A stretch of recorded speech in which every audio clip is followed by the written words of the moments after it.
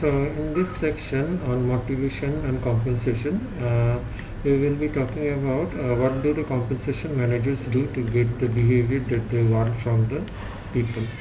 So the behavior depends on the reward system of the organization. By using different rewards, the organization can influence the behavior of the employees. So the reward is actually a part of the total reward system, and in this we have different components. We have the compensation, then we have benefits, we have social interaction, all these things. So in this exhibit you can have a look at the different components of compensation.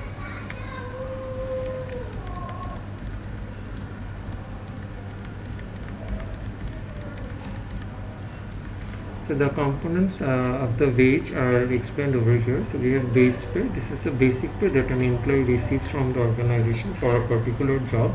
Across the board means certain increments that are given to the employees based on their performance. Cost of living increase means that what do the organizations give them for their inflationary adjustment. Merit pay is the increase that is given to the employees based on their performance. Lump sum bonus is something that is given to the employees one time. Individual incentives are those which are given to the employees based on their performance. And other types of plans exist, for example success sharing plan. So this is tied to some group performance and not an individual performance. Then we have gain sharing and profit sharing. These are the different types of success sharing.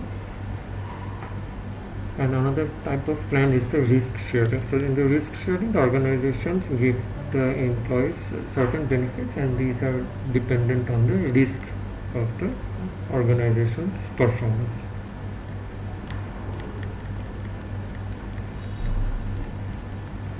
So the next section is telling us that do compensation motivate the employees or not. So this is also something that the human resource managers always think about.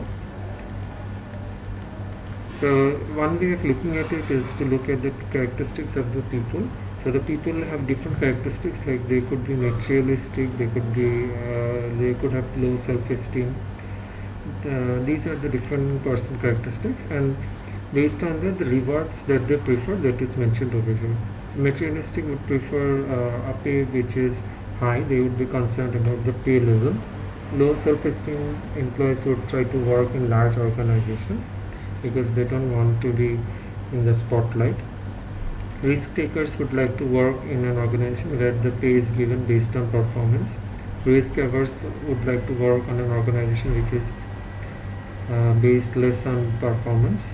And individualists would like to work in an organization where the pay is based on the individual performance.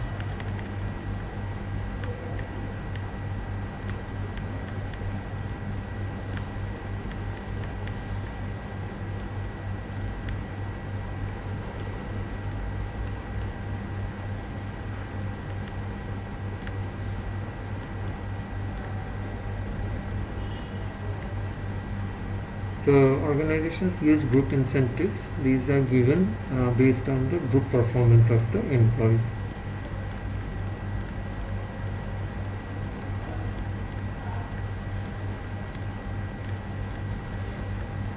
So the next part is about the pay for performance plan. When we are designing the pay for performance plan, we look at certain things. So we look at the efficiency of the plan. So the efficiency involves three things. One is the strategy, that means how well is the plan made.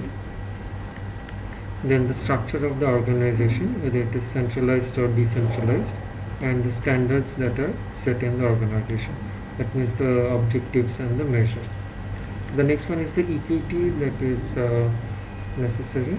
So equity and fairness should be there in the plan. So if someone is doing more work, the pay for that person should be higher. And lastly, it should be compliant with the rules and regulations in the organization and also with the law.